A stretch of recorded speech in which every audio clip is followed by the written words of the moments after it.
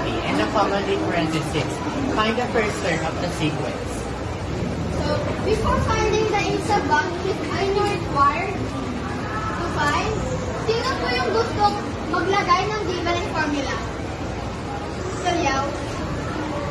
Ano nilalagay? Given and formula.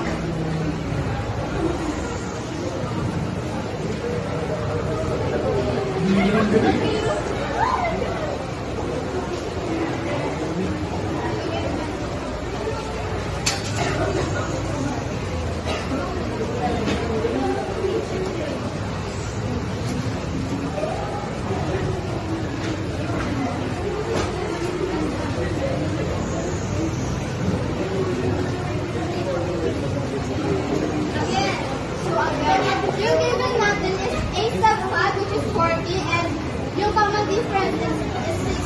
Since arithmetic sequence law, we're going to use this formula, which is a sub n equals a sub 1 plus n minus 1 times t.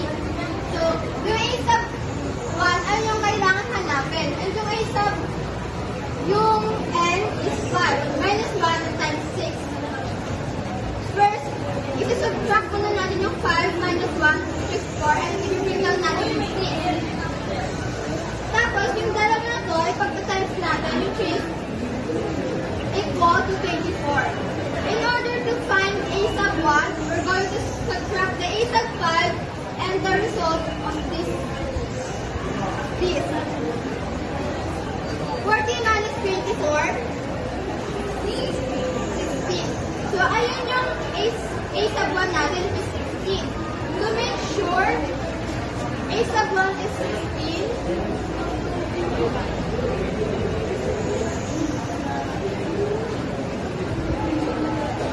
plus 6, 22, 22. Plus 6, 28, 28. Plus 6, 34, huh? 34, 34. Plus 6, 40,